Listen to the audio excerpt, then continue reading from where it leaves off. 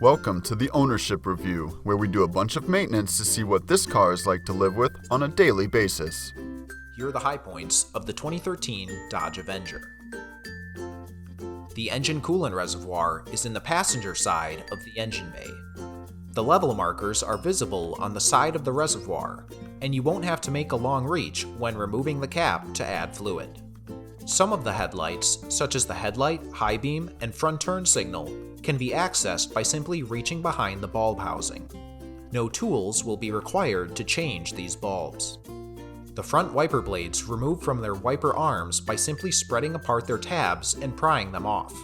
No tools will be needed to change these blades. Not everything is perfect. Here are the pain points. Accessing the battery will prove very difficult.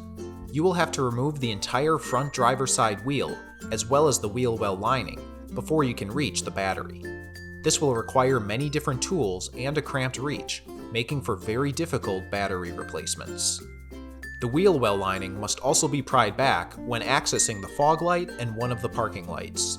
This lining can be tightly secured to the vehicle and cumbersome to remove.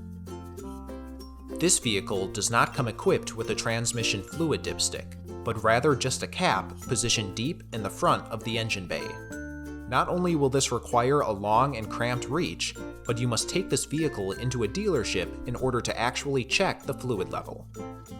Overall, the 2013 Dodge Avenger is a difficult vehicle to maintain, and is only recommended for those experienced in car maintenance on account of its multiple convoluted procedures.